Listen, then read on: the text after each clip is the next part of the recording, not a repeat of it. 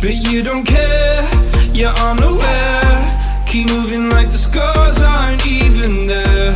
It's in the air, like a blazing flare. Don't stare, cause the flames will burn us. I thought you were the one for me. That's why I gave you everything. Held you close by the stormy seas. Oh, you meant the world to me. Kiss your head when you cried for me. Hold your hand while the pain was over. Keep you warm by the roaring sea. You meant the world to me.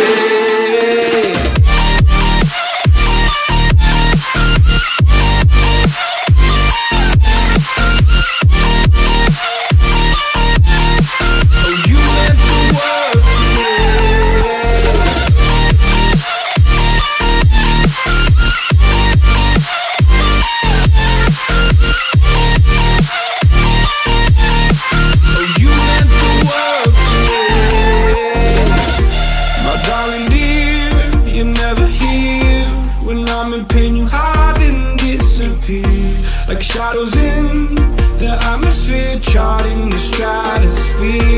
Yeah. I prayed for you and kept you near, in hopes you'd chase away my fears. I'm on my own, you made it so, and now I'm chasing nightmares too. I used to run with you through the great big leaves, laugh at you when you laugh at me.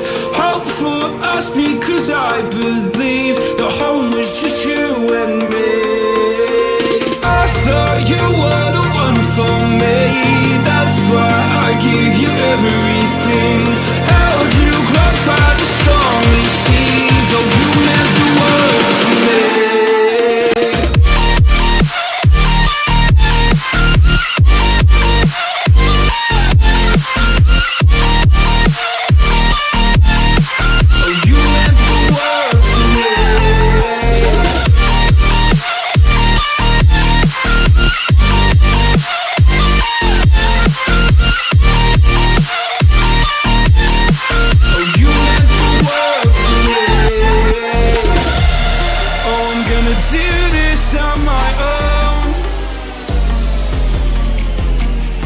No point in blaming you, you did not know.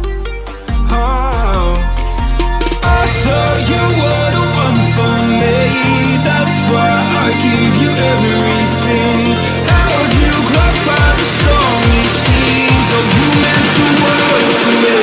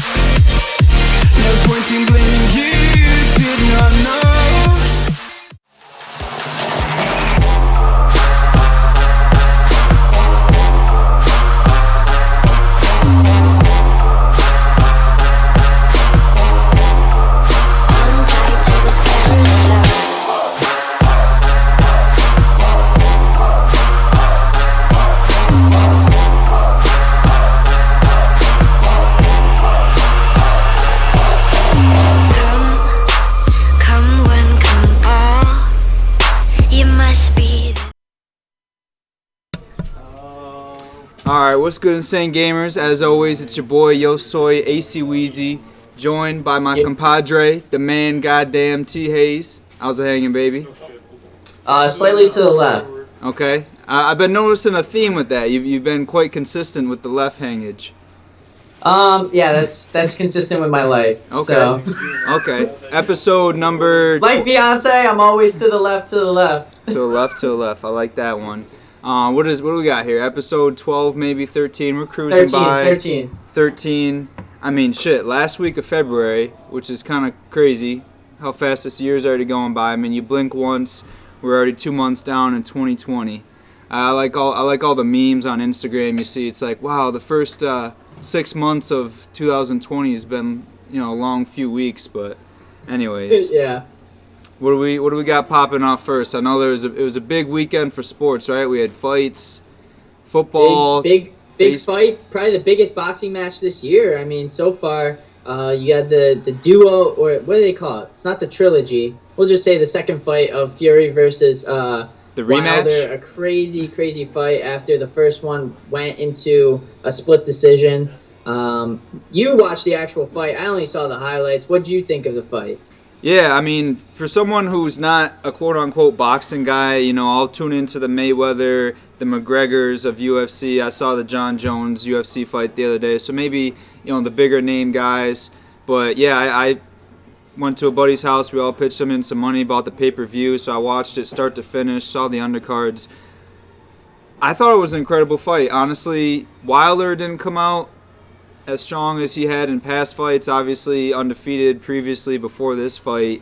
You could tell from the beginning something was off. So I know a lot of people kind of throwing shade his way that he's blaming it on his outfit, but I believed it, because usually you're used to him coming out with kind of speed, some, throwing some jabs, keeping into the fight, when I just thought he looked out of it from the very beginning.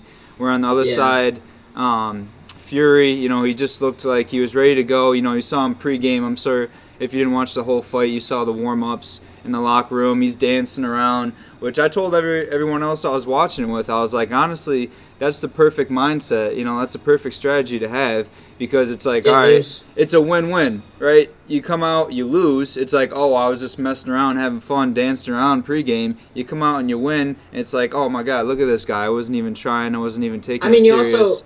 You also have to think, like, it's a win-win regardless for both of those guys if you have this any mindset regardless, because what's the worst that can happen? You lose. The first fight was a draw. It's not like anybody lost the first fight. So this fight sets up for a trilogy regardless of the outcome of who wins or loses, I think. Yeah. Fury caught the dub, but everybody wants to see Wilder come back and have a trilogy fight. I mean, it could even set up for 4 fights. If you wanted to. I don't think that's going to happen, but everybody wants a trilogy now. I agree. I mean, you watched Wilder come out in that crazy outfit. It was dope as hell for sure, but 40 pounds is 40 pounds. I mean, that's like half the weight that a U.S. soldier carries when they're in the fields of Afghanistan. So, the guy is probably gassed already on into the ring. In the later rounds when he got knocked out, you saw it. He was like very lackadaisical. You were wondering like what's going on with him. Did he smoke a joint? Did he drink a fifth of vodka? Like what's going on here? But I thought it was all in all the highlights were great. They put on a great fight. So I'm hoping for a trilogy, just like I'm hoping for a Diaz McGregor trilogy as well. Do we need a fact check on that Afghanistan bag, or is that something you had common knowledge of? I don't have common knowledge of it. I think it's around 80 pounds. All right. We'll go with that. Anybody, I'm sorry. I love my troops, but I'm just saying the guy was wearing half the weight as what I would suspect a U.S. soldier carrying. No, I know where you're going with that. I had a chuckle out of it, but yeah, no. Obviously, Wilder came out looking like the Mountain from Game of Thrones, all kitted up with his suit. I think they said it was like $40,000. Where in contrast, they had Fury coming out in the float, making it look like he had the models, the girls carrying him. Obviously, it was on wheels. But, they even showed pre-fight, I was going to say pre-game, pre-fight, they showed Wilder walking around the whole casino. Then he's walking in with this 40-pound suit on, whereas Wilder, he's kind of chilling. You saw him, Fury, you saw him, he was hanging out on the couch, just chilling, vibing, and then he gets carried out to the ring. So clearly, if we had a Fitbit on both the guys, Wilder put in, I keep getting these names mixed up, Wilder clearly put in a lot more steps than Fury did, so that definitely played into a factor. If you switched both of those guys' names, I could see, like, Tyson Fury's last name being Wilder, and I could see Deontay Wilder's last name being Fury. I could see that. I mean, they're both dope names that are kind of, out there that I just keep getting them. You know, Fury, Wilder. Fury versus Wilder is a great card name that I would have on like a poster in my room. And you don't even have to put their pictures up there. No, just the names. I mean, blown up. Maybe use the No Look podcast lettering. I feel like that would look pretty dope. It kind of reminds me of like Mortal Kombat almost. Honestly, I mean, Wilder had the Mortal Kombat suit on. He just I was just about to say he couldn't beat the boss. Like, Raiden. Yeah, right. No, what was Raiden the one with the? Oh yeah, Raiden has the Chinese hat. But he was looking like I don't know what the guy's name is. Mike just walked in the back room. He knows all the Mortal Kombat characters. Mike. But he definitely looked like a Mortal Kombat character. Yeah, no, start to finish though, this was a great fight. I find it tough because, like I said, I'm not a quote-unquote diehard boxing fan, so I don't really know how the point system works. So anytime you get any kind of knockout or a TKO, which happened here, I'm a big fan of. I know a lot of people complain about, oh, I don't want there to be a knockout, or, beforehand, I'm not even going to put money into this fight by the pay-per-view because they're worried about the fight being, 10 seconds in, there being a knockout. I mean, that's kind of, I don't know how I feel about that because... That's a lame mindset to have. I mean, if you're there... Just like MMA, if I'm going in UFC, I want to see a knockout. Yeah, if it happens in 10 seconds, it happens in 10 seconds. I still want to see someone get knocked the F out. Right. I mean, that's always like the thing, back in the day, it's like you're at the lunch table and people are telling about this story and, you're like, oh, shit, I was there for that, man, right? That kind of legitimizes it a little more, makes it a little bit cooler. Whereas if you watching live, it's like, yo, someone's like, I saw the highlights, that fight was crazy.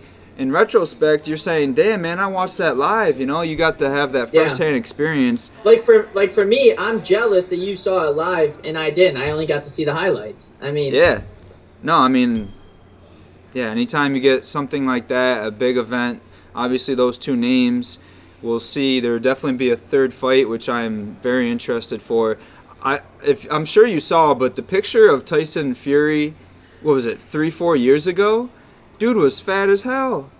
Was he on the fucking Twinkie diet? Like, what the fuck?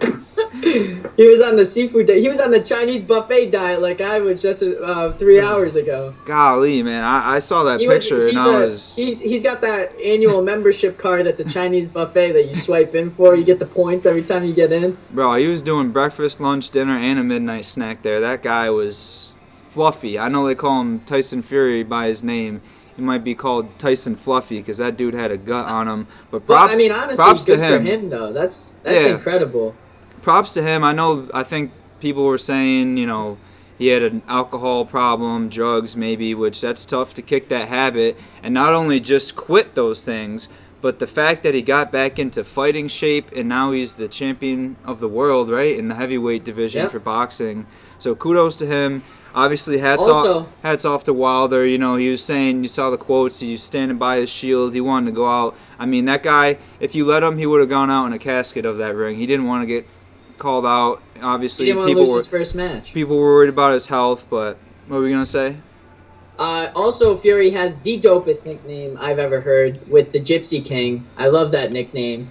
It's absolutely fitting, and I just think it's something that's very unique and, you don't see that often. No, I mean, that guy is just good for sports. He's good for media, especially a sport and he's in WWE. I mean, he's like WWE part-time. He's in, he wants to get into UFC. He's in boxing. I mean, bro, guys all over the place. I'll tell you what, we're going to see him in a few movies coming up in the near future. I can almost guarantee it. This guy is electric.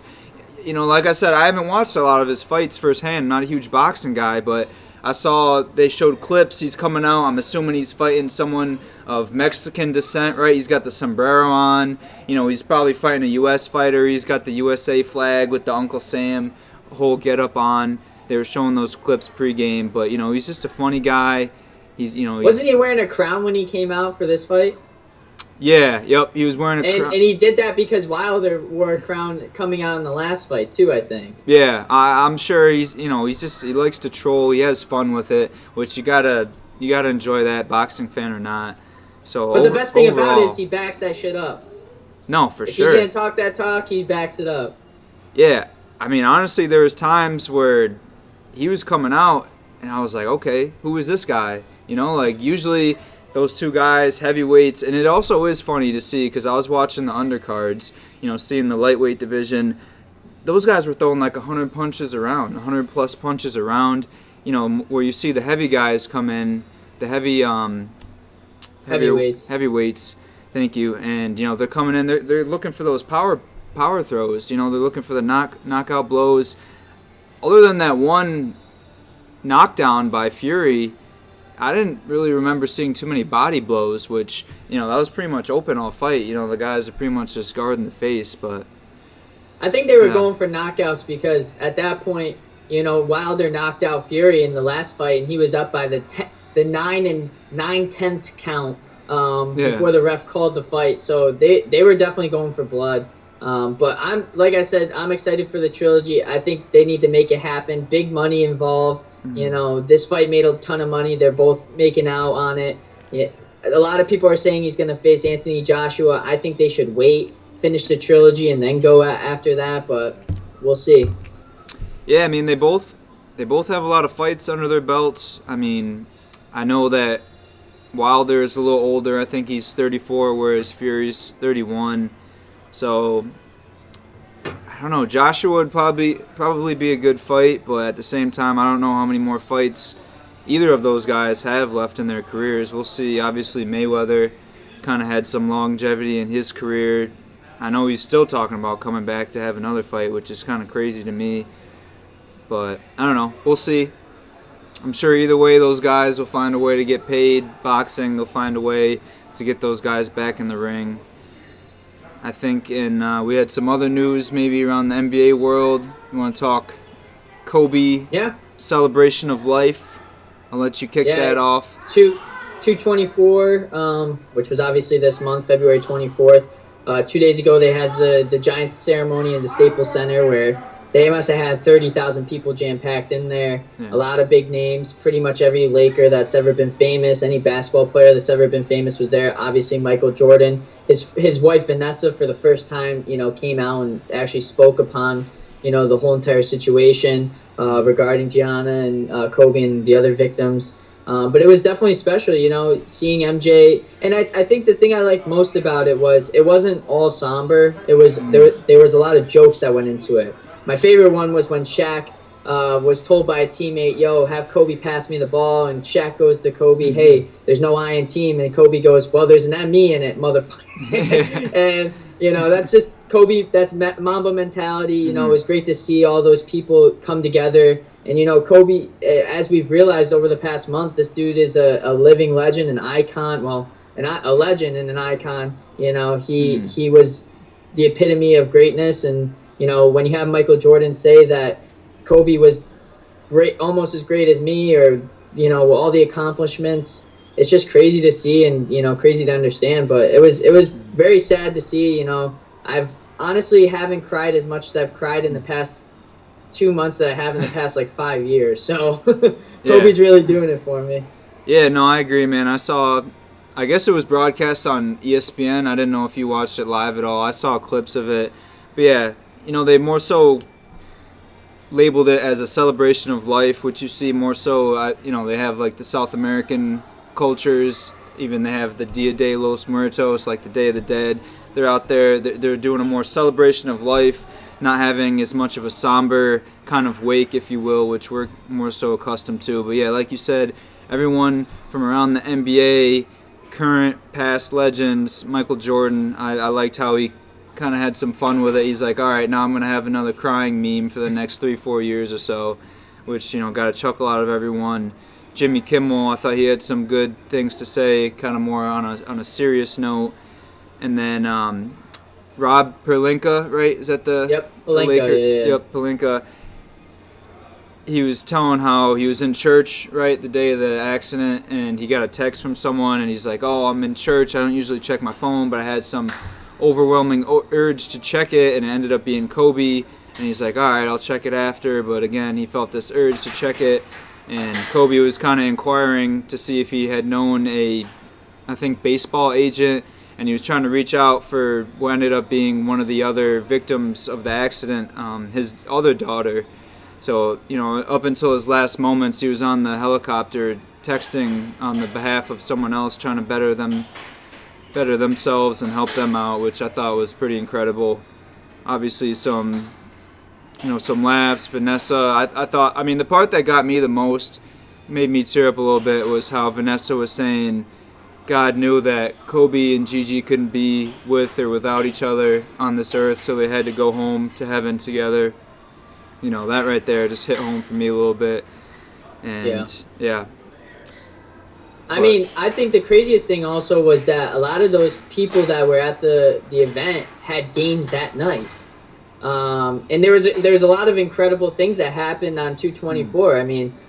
Not only is it Kobe's celebration and Gigi's celebration, of life, but for instance, your former guy, UConn grad, Jeremy Lamb, didn't he tear his ACL and meniscus or something? Yep, and he fractured his fibula or tibula, one of those things.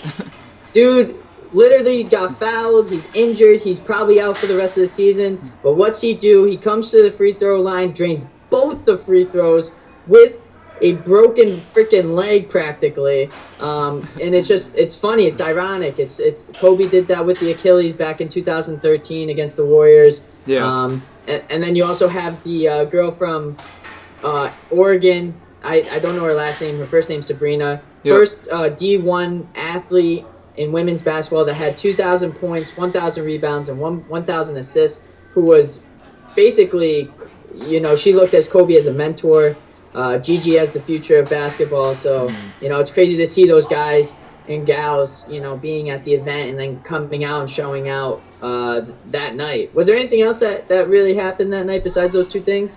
I had seen... Was it the Lakers game where it was like 2 minutes and 24 seconds left and both teams were tied at 81 points? Yes. Was that last night? They were both tied at 81 points, and they both had 4 timeouts. If you add that up, that's obviously 8. Okay. So, I didn't even see that part of it. And if you divide those by 2, that's 2. Well, now you're just throwing a lot of math my way. I thought I was done with school, but I guess we're going back to algebra. But yeah, no, obviously, first and foremost, Jeremy Lamb, that was incredible to see him, his tenacity. But that's UConn tough, baby, Your boy Yo Soy, big UConn Husky fan. So that's how they bring him up over there. That's how they train him. And on top of that, yeah, that was just crazy with the whole coincidences. Sabrina, you said, from Oregon, that's a crazy statistic, man. Honestly, you talk about all these greats, Maya Moore, Bree Stewart Diana coming, Taurasi, yeah, Candace Parker. Everyone coming from the women's college basketball side, but 2,000, 1,000, and 1,000, that's like triple-double on steroids, man. That's a feat that probably will never be touched again, which... Yeah, that's just like a combination of guard, forward, center, right? You're getting rebounds, assists, points, obviously. So she's not just being selfish with the ball. She's swishing and dishing. She's passing and cashing, swishing. But yeah, luckily I didn't even try to pronounce her last name because it's Sabrina Ionescu. Definitely butchered that. She's like Swedish or something, right? Or Romanian? She's from Walnut Creek, California. No, I saw something where maybe she was born somewhere else. Well, I have her Wikipedia pulled up right here. We all know how accurate Wikipedia is. Thank you, Wikipedia, by the way, for getting me through my first 2 years of community college. You can't use Wikipedia as a works cited page as a primary source. Listen, you know Wikipedia this, Tyler. Says Ionescu is the daughter of Romanian immigrants, so you're half right. All right, I saw something out there, man. You're making me sound crazy over here. Well, she was born in Walnut Creek, California, but her parents are Romanian, just like my parents are, mutts. So I guess I could say I'm from Ireland.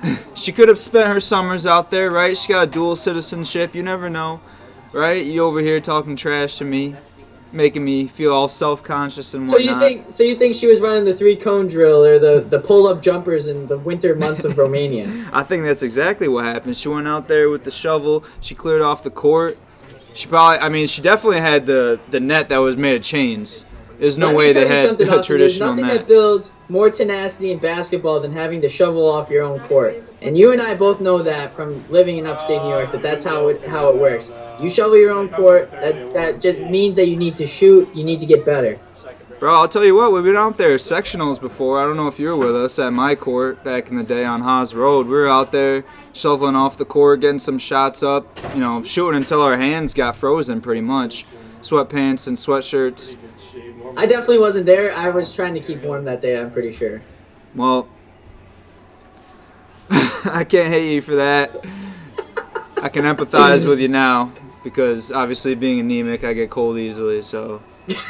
I won't be out there this spring shoveling off. I'm practically anemic. Living in Florida makes my blood thin, so we're in the same kind of boat here. You're gonna be down there dropping on the ground like the iguanas. It's 80 degrees outside and I'm wearing a freaking raincoat that it's making me sweat. Bro, it was like 50 something up here and I had to go outside and take a walk, man. It was like, this is beautiful. I'm getting some sunshine, serotonin in my system. I felt awesome. So for you to complain about 80s and even think about putting some sleeves on is just blasphemous to me. Well, I didn't really want to flex on anybody. Underneath this, I'm rocking Project Rock gear, obviously sleeveless, obviously showing a whole lot of biceps. So I didn't think that was appropriate for not only my last podcast, Ring the Bell podcast, but this one as well. So I mean, geez, if you had the guns out, you might take up too much of the camera, too much of the screen. You might not be able to see it. These angles can do a lot for me. Yes, sir. I know all about angles, so. But, yeah, I mean, I think in other NBA news last night, did you watch any of the LeBron versus Zion? I watched a lot of the highlights. Zion is a freak, man. That guy, speaking of angles, they had all these angles from, him dunking to him rebounding. The guy's just got unreal bunnies on his feet. Yeah. LeBron basically teabagged Josh Hart's face. I thought that was hilarious. Yeah, not basically. He physically did. That was 100% a teabag. Anytime there's balls or shaft on nostrils, then that I'm sorry, everyone at home, that's a teabag. We all know it. You know it, they know it, everyone knows it. So, but yeah, that was funny. This isn't Urban Dictionary, but that's a teabag, Yeah, right. Oh man, Urban Dictionary. I was just about to go off on some shit, but we should probably maybe leave that for Thirsty Thursdays with your boy Yo Soy. I don't know if we got some customers popping up. Yeah, I know. But speaking of Jason Tatum, balling out right now, friend of the program, I guess we could say. But also Bradley Beal, the St. Louis boys, they're calling him, balling out. Jason Tatum's averaging 36 points a game in February, which is unreal. And Bradley Beal has like 110 points in the last two games. Yeah. Yeah. Bro, I'll tell you what. They lost both of them. It's sad. It's sad, man. I think you and I speak for both of us. We're more football guys, but we enjoy our basketball, our NBA basketball. And to see guys like Bradley Beal and Zach LaVine go out there, put up 40, 50-point games, and still be losing, it's tough. Those guys are out there putting it all on the line. And you can see the frustration, obviously the clips from Bradley Beal. He's on the sideline just kind of digested, disgruntled. His face, he's just drained. He's like, what more can I do? And then you got Zach LaVine last night. He's arguing with his coach, which I don't know if you've been following that situation at all, but Bayline, right? The ex-Michigan guy. I don't know how much time he's got. Bayline is the coach of the Cavs. Am I mixing them up? Who's the Bulls coach? I'm looking it up right now as we speak. Oh boy. Who's going to be? Do you want to take a guess? You were close. It's Jim Boylan. Jim Boylan. All right, those names are similar. And they play in the Midwest division of the goes to show how much of an NBA fan I am. But yeah, I mean, it's too bad. You see those guys, they're still young stars, but they can't get any help. And not doing too well right now. Do you think that the Wizards or the Bulls are going to try and get rid of them and get as much value for them as possible? Or do you think that they're going to try and keep them and add value to the team? What would you do? This coming summer, you're saying? Yes. Yeah. I mean, Beal's definitely... I feel like he's kind of a lifer type of guy. He's been in that organization since he got drafted. He's done good things for them. But, I mean, it's a business, though. I get that, but I mean, he's still a guy where you can kind of make the centerpiece of your team and bring in some other guys around you. Whereas I feel the same way about Zach LaVine, but at the same time, he's kind of jumped to a lot of teams, right? He's here, he's there, he's never really found a home. So if I had to make a guess, I'd say Bradley Beal stays put and they try to build around him. I think the Bulls, they're going to ship LaVine off. You know, they got a young guy like Kobe White. I think they got Jabari Parker in there now, right, who's been putting in some good minutes. So I feel like they try to get something for LaVine this summer and just keep trying to build. I don't know. The Wizards are getting John Wall back next year because he got hurt this year. So, I mean, obviously they have those two, but the Wizards really haven't done anything with the both of them. So we know that you think that Zach LaVine should get traded, maybe get some pieces for him. But does that mean that you then either you get rid of John Wall or you say, well, maybe John Wall and Bradley Beal can get together, one last time, see if they can actually do it? If it were me, I think they should get rid of John Wall. Get some draft picks, maybe get some stock, good players to build around Bradley Beal. Have Bradley Beal be your number one guy and just add players around him. Because if the dude can average, 55 points in 2 games, that means that he could probably average 30 if he's the main guy. So you're not sold on the Bradley Beal-John Wall duo? I'm not, because they haven't done anything. But it's like Wall's been 4 years. I mean, we got to pull up like how many games either of those guys have been injured, because when they're both healthy, that team is, I'd have to say, one of the better teams, at least in the East. Definitely in the East, maybe in the NBA. But it's like Wall's been out for a while. Beal, right? He just got back somewhat recently. He's dealt with back issues, which is tough to see from a sports fan, fan of the game. You want to see everyone out there. Maybe it's just not meant to be. Maybe they're just not meant to be on the same team. Yeah, I mean, that's the thing. I'm a big fan of destiny. So shit, if that's what it's got to be, they got to go their separate ways. Hopefully they can both figure it out. I don't know. I think you keep them. They've proven themselves to at least bring the team to the playoffs. If they're both healthy, I think they can do. I don't know. I think they can navigate through the Eastern Conference, but I mean, I guess, but I mean, I'm reading it here. Wall had initial surgery January 8th on, to repair Hagel's deformity and a chronic Achilles tendon injury, meaning that this isn't probably going to be the first or the last time that he's going to have these problems. So At what point do you say, you know what, John Wall, I appreciate all you've done for us since 2011, 2012. It's time to cut loose on you and, focus on Bradley Beal. Yeah. Yeah, no, I mean, Beal's definitely the guy. If you had to pick one out of the two, I agree with you. Beal's definitely that guy that you want to keep around, so. I love John Wall more than anybody. I used to do the John Wall every day, back when he was in Kentucky. It's just, as a business, from looking at it from a business, you just got to go with the guy that's hot, and the guy that's hot is, Bradley Beal. I was upset when the Nets got rid of D'Angelo Russell this summer. I was pissed because the dude was balling out, and it was his first year that he was actually doing something. He was the dopest player Brooklyn's ever had. And we got rid of him. We got Kyrie, yeah, that's great. We got KD, yeah, that's great. But this year they haven't done anything. I mean, realistically. So, sometimes you got to cut ties. That's a pretty bold statement to say that's the dopest player that Brooklyn's ever had. The Brooklyn Nets? Yeah. Not the New Jersey Nets, the Brooklyn Nets. Like Who would you say? Who would you say? I mean, KD, Well, KD hasn't played a game, though. Right, I'm saying right now, D'Angelo Russell, the guy would walk around, I got ice in my veins, he's rocking the dreads with the headband, with the sleeve, he's a lefty shooter, he's smooth as hell. Yeah. I just think he was the dopest player that's ever played for Brooklyn so far. Yeah, no, I'm just busting your balls a little bit, having some fun with you. But yeah, no, I mean, I'm a D'Lo fan. We'll see what him and Cat can do.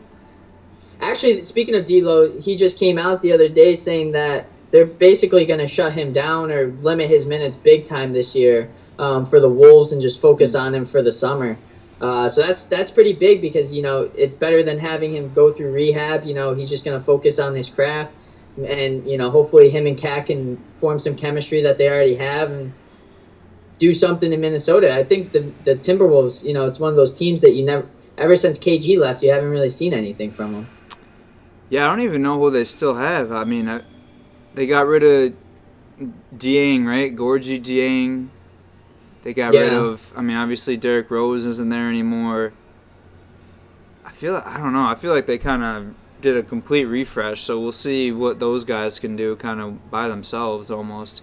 But we were talking last night on the phone. You know, I feel like the mood around the NBA right now is this is one of the better, evenly matched playing field than we've seen in some years, right? You were saying maybe even all time? All time for sure. I mean, across the board, East and West. I mean, obviously, you have the West that's a little bit, stacked with the superstars, with the Russell Westbrooks, James Harden, LeBron James, Kawhi Leonards. But, I mean, even if you look across the board on each team's team, like if you look at each team, you have Bradley Beal and the Wizards who suck. But, I mean, it's not like you're seeing these power trios or duos like you did back in the last 10 years. Right. You don't see these guys forming huge teams. You're seeing disparity throughout the NBA. And I just feel like it's so good for sports because, the guys coming up through the system are so much better than they were 10 years ago. Because you now have guys coming over from Europe that 10 years ago, if you had a guy coming over from Europe, it was rare to have him be an actual good player and make out in the NBA, where now the European players, they know what they have to do in order to get to the NBA and be successful. So now you have it being a worldwide game where you're getting all these guys like Luka Doncic, Giannis Antetokounmpo. I mean, I think it's great, and it's great for the NBA because it's fun to watch. Regardless of what game you watch, you don't know the outcome of it. It's not guaranteed that person's winning. Right, and that's a nice segue there. I appreciate that because I was just going to ask you, the West pretty evenly matched, right? You got the Lakers, Clippers, Rockets, all those teams. Is the East the Bucks and Giannis's to lose right now? I mean, I feel like they're the clear-cut favorites. I know the Celtics are kind of hanging around there, but I feel like they're kind of. I mean, they clinched their playoff berth last week? Yeah, they won. No, halfway yesterday through, they won their 50th game. Yesterday, I mean, they're cruising right now. So is it theirs to lose? I mean, I feel like there's no one that can really stand toe-to-toe with them and beat them in a series. So unless some kind of injury happens, I don't see them losing. I would say the only team that has a realistic shot coming out of the East would obviously be the Celtics. And that's if Jason Tatum continues to build upon what he's doing right now with averaging 36 points a game. Maybe Gordon Hayward steps up or Jaylen Brown or Kemba Walker even. You forget that these guys are on this team. The Celtics are stacked. Yeah. And you still have them behind the Bucks. So, I think that's the only realistic team that could actually stand toe-to-toe to beating the Bucks out of the East for sure. Yeah, that'll be interesting to see. I know there's some reports. And don't forget, AC, next year, baby, Kyrie and KD for the first time. The Nets are going to be the team to beat out of the East. I guarantee that. This time next year, it'll probably be 13 plus 52. Do the quick math, Tyler. 15 plus 13, 52. Episode 65. On episode 65 of the No Look podcast, we will be saying that the Brooklyn Nets are the clear-cut favorite. Is it the Brooklyn Nets Eastern Conference to lose? That's what we'll be saying. Listen, for your sake and Nets fans around the world, I hope so, because I'm not buying it too much right now. We'll see. I know as far as a player goes, Kyrie, obviously phenomenal. Durant, phenomenal. They both had injuries, right? Physical injuries. Kyrie, I know the reports came out, something, mentally unstable when he was at his tenure in Boston, right? Didn't really get along with the guys in the locker rooms, kind of broke off, if you will, doing his own thing. So we'll see how that, those two guys mesh. We'll see what other pieces they can bring in around them. But I don't know. You're also the same guy that said the Nets are going to get the playoffs this year and win the first round of the playoffs. I still think it's feasible. Oh, if they get the 6th seed where they don't have to face the Celtics or the Bucks, it's very possible that they could win it. They still have a good team. Karis LeVert, Spencer Dinwiddie, DeAndre Jordan, Joey Buckets. We got some all-stars on our team. We're low-key scrappy. Listen, they're going to need a little bit more than those guys and Mr. Whammy underneath the basket trying to make the opposing players miss. Don't be coming at my boy, Mr. Whammy. I've seen that boy in person. He's legit. No, Whammy's the OG, man. He's been there for a hot minute, but no, we'll see about that. He's been on the corner of Brooklyn since 1920. He was there when the Great Depression hit. He was in Bed-Stuy when Biggie Smalls was born. That's how Brooklyn Mr. Whammy is, bro. Nah, I don't know, but we'll see. We'll see. No, Mr. Whammy was the guy that birthed Biggie Smalls. Mr. Whammy used to be a doctor. Oh. I don't know if that's factual information, but to the Brooklyn Knights, that's what he was. Honestly, I could see that being a real thing. He looks like a pretty, distinguished guy. I would say so. Those glasses are awesome. I kind of want myself a pair. Yo, honestly, like, those glasses are kind of thicker than Nicki Minaj, but shit. As long as it helps him see. Ain't nothing wrong with the little thickness. No? Hey, listen.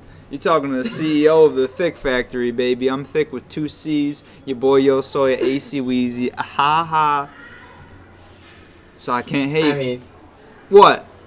You got something to say? I mean... Your boy over here is thick with 3 C's. I mean, maybe it's because I'm a little bit closer to the Middle Earth, but... Listen, yeah. I don't know if you call you thick. You just like a little chode over there, man. I'd rather be a chode than look like a condom right now. Oh shit! Shots fired, man. Get the fuck out. Facts. Yo, this is the only time I've used protection in the past. Shit, I don't know how long, but it's all good. Wait, what's protection? I don't know. License to carry? I don't know. Shit, what's that? You got one of those? I've never heard that before, but shit. Yeah, I think that's all we got as far as NBA goes. Yeah, for sure. I mean, you got any Wheezy weekly winners this week? Yeah, you want me to start it off this time? Yeah, hit it up. I do. I got a Tyler's couple. 2 minutes is taking a week this week. He'll be back next week, hopefully. Gonna come up with anything? No, nothing that I was passionate about. Nothing that we weren't already talking about. Maybe we should start doing like a, I don't know, like an Informa section of how to braid your goatee hair or something. I don't fucking know. Actually, I could talk about how they're coming at my man's Joey Buckets from LSU about his hand size. As a man that doesn't have the biggest hands, it's kind of absurd. And I play quarterback on JV, so I feel like I have a little bit to say about this. Listen, not only were you JV quarterback, did a phenomenal job in a spread West Coast offense, but you were also the placeholder for my extra points and field goals. I don't think you mishandled the snap once, right? Am I dreaming? We played in blistering cold. We played in rain. We played in dry. We never had a single. Look at that's how big they are. That's probably like I don't even know how much in diameter, but I haven't measured, and I don't care to measure. What's the circumference of that? Come on, you got to know these things. But I have a list, AC. I have a list real quick. Go ahead, go off. They're coming at my boy Joe Burrow. Yeah. Every single girl fraternity or sorority girl's crush of 2019, Joey Buckets, 9-inch hands. Let me tell you the number one quarterback hand sizes from now until 2001. You ready? Yes. Smallest hands. Yes. Kyler Murray, 9.5 inches. Baker Mayfield, 9.25 inch. Jared Goff, 9 inches. Jameis Winston, 9 3/8. Andrew Luck, 10 inches. Cam Newton, 9.88. Sam Bradford, 9.5. Matt Stafford, 10. Jamarcus Russell, 9.63. Alex Smith, 9 3/8. Eli Manning, 9 3/4. Carson Palmer, 9.5. David Carr, 9.75. And Michael Vick, 8.5. 8.5. Yeah. So I think it'd be fair to say that statistic really doesn't hold much ground. I don't know. Because those are all guys that have proven themselves in the NFL, and they've gone on to have decent careers. Exactly. I mean, you have guys like Jared Goff, Cam Newton, Alex Smith, Eli Manning have all been to Super Bowls. Yeah, well, I mean, it's tough anytime you're kind of put in a category with Eli Manning, but for a guy like Jared Goff, what is he, 6'2", 6'3", and he's got some of the smaller hands, that's a little embarrassing. You know, Kyler Murray, acceptable. Yeah. Mike Vick, I know he wasn't crazy tall, but yeah, we'll see. Obviously, Burrow has proven himself to be a winner, champion, so I don't, small hands, I don't think that's ever really been a factor, as you just proved to everyone that isn't something you should shy away from if you're at the combine. I just love how Joe Burrow said he came out and said he's contemplating retirement now because of his small hands. Yeah. And Pat Mahomes commented and said, "My small hands are doing me just fine." Yeah, no, he's definitely having fun with it. He's kind of playing with the media a little bit.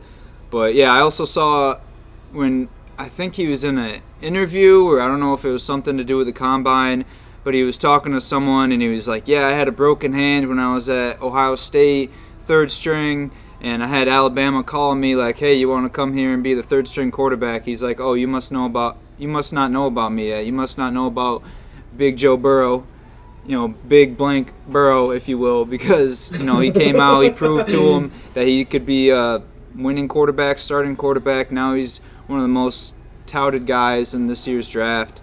So kudos to him. And listen, No Look Podcast, Insane Games TV, we don't discriminate against hand size, shoe size, whatever color your eyes is. Any size. Any size. And let me tell you something, ladies. It's not about the size, it's about the motion in the ocean. Ha. We'll segue that into my Wheezy's Weekly Winners. Not that motion in the ocean has anything to do with them. Somewhat a little bit, but we'll get into it. So, for this week's Wheezy's Weekly Winners, I only had 3. Because, you know what, Tyler? I'm trying to make them count. I'm trying to make them something that are really important, mean more, have more meaning to them. So, number 1, I have baseball, right? And you and I, we're not huge baseball guys. A couple episodes ago, we talked about 5 seconds about baseball, and we're like, oh, well, there's enough baseball for the episode or for the next week. But now, obviously, everything going on with the Astros, the cheating scandals, all that. Spring training just started. And I think through 3 games, there's been at least 2 players hit by a pitch on the Astros, which has me, someone who's not even a huge baseball guy, watching and tuning into and talking about baseball here in February. So kudos to you, baseball. You come in at number 1 on my Wheezy's Weekly Winner. Number 2, it's going to be a little bit of a random one, but follow me for a second, right? Let me go off. I got swimming pools, right? Listen, I'm trying out here. Ocean in the ocean, maybe. Yeah, that's what I'm saying. Swimming pools coming in at number 2 on my Wheezy's Weekly Winners, right? They've always kind of got a bad raps as far as, comparing to oceans and lakes, bodies of water. But in light of the recent news, I'm moving them up my draft board to number 1 as far as bodies of water goes. And listen, the reason for that being because it's the only body of water that you can get pregnant from without penetration. An Indonesian child protection boss claims that if men with strong sperm ejaculate into the water, it can cause pregnancy. I had to read this I had to read this about 27 times. I'm like, is this serious? Like, I don't know what the worst part is. The fact that this is actually possible. The fact that there's men making. The fact that I might have 5 kids out there. Yo, I mean, we'll get into that later on. But the fact that this is actually possible, the fact that there's men out there making filthies in public pools, or the fact that there's some kind of mutant X-Men super sperm kind of out there that can impregnate women at the speed of light, all this is kind of too much to wrap my brain around. But, I mean, listen, I've conducted personal studies. Birth control, that shit works. So if we got people out there cranking off in water with like some kind of heat-seeking sperm missile looking for the ovaries, then I don't know. We got something to be concerned about. But, yo, rest in peace, sperm banks, 2020s. We got sperm tanks. Ahaha. Women, if you got baby fever, forget Tinder, forget Bumble. Just go to your local YMCA, do a couple laps, right? I heard the backstroke is the best form. Ahaha. And 9 months later, 9 months later, you poop out a little bundle of joy. But anyways, on a more serious note, we got to find out who's got the Schwarzenegger sperm, because they need to be protected at all costs, right? Put them on Noah's Ark. If any time an apocalypse happens, they're going to be the ones to save the human race, one pool spank at a time. So number 2, I have swimming pools at my Wheezy's Weekly Winners. And Austin, real quick, can my nickname be the sperm missile? Because I really like that. The sperm missile? I don't even think I said those 2 words back to back, but you just kind of took everything I was talking about and put them together. It was like a heat-seeking sperm missile. That's what I want my nickname to be. Sperm missile. All right. Tyler's new nickname. Listen, you and I already got multiple nicknames out here. Hannah can't even come up with one. So, That's my 2020 costume, a heat-seeking sperm missile. Bro, we already talking about Halloween's out here. It's not even March. Golly. Number 3, to round out my Wheezy's Weekly winners, I got spring. Right, as you can see, I got the floral joint going on here. The other day, we had a little taste of warm weather. I know Tyler's down in Florida. He said it's 80s, upstate New York. I think we just peaked 50, mid-50s. But listen, I'm ready to get the golf clubs out. I'm ready to go to the course, play 9 and get some sunshine, some serotonin in my system. Phil, the groundhog, did not see his shadow this year, so we're in for an early spring. I'm ready for the mud and the daylight savings. Your boy Yo Soy is ready for some spring. And that's it for my Wheezy's Weekly winners. Like I said, I kept it short, sweet, to the point. And that sounds like my sex life. Yeah, yo, listen. The heat-seeking sperm missile, short, sweet, and to the point. Listen, you and I are competitive, right? I thought it was a race. Whoever could finish first. That's how I view any aspect of life. So, ladies, I'm sorry. Like, that's just how my brain is wired. That's how, As a wise man once told me, Ricky Bobby, if you ain't first, you're last. Facts. Help me, Tom Cruise. Classic movie. Tyler and I think we had the shake and bake going on for a little bit back in the day, no? I don't know. First you shake and you bake. I remember when I was in my prelude, I don't know if you did it in the eclipse, but whenever I was about to pass someone, I'd always be like, slingshot engaged. Slingshot engaged. Put that little 4-cylinder to work, fucking shift her down into 3rd or 4th gear. Golly. Here on Haas Road, hopefully not throwing ourselves off a ditch. No, well, that did happen one time. Not to either of us, but one of our boys. Were you in the car? No, I wasn't. Oh, do you remember that though? I feel like I would remember that. I was fucking racing Gillen one time, and we took a sharp left off I of Haas. do remember that. I'm just looking at my rear view. I see the Honda Odyssey put 2 tires on the dirt. I was like, oh no, Gillen, straighten her out, guy. I thought he was about to barrel roll into the brush real quick, but yeah. Good times, simpler times, but shit. Now we grown, we on our own. We got the No Look podcast, arguably the best podcast here at Insane Games TV. Clearly the best logo. I don't even have to whisper that. I mean, that's clearly the best looking too. I mean, I've said that in weeks past. I think it's just factual information at this point. It's just when we actually gonna catch these followers, catch these viewers. If you're not tuning in, you're missing out. That's the biggest thing. You're missing out on a good time. You're missing out on the time. So yeah. Join us every Wednesday at 6 o'clock. No Look Podcast. We'll be back here next week talking about probably something crazy that happened in sports. Strippers are always included, and we didn't. Well, I mean, other than you just throwing it out there, we didn't really get on our strippers this week, so that was kind of disappointment. But oh well, we got to come up with like something that associates us with Hump Day, right? Like the Hump Day Warriors, help you to get through your day, humping through the day, something like that. We got to come up with our slogan. But yeah, anyways, until next time, like a stripper on a hump day. Check us out. Tyler and I are here every Wednesday, 6 p.m. Obviously, the whole Insane Games TV. We got Twitch. We're on Facebook, Instagram, Twitter.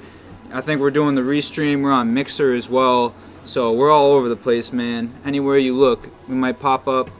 But until next time, T. Later.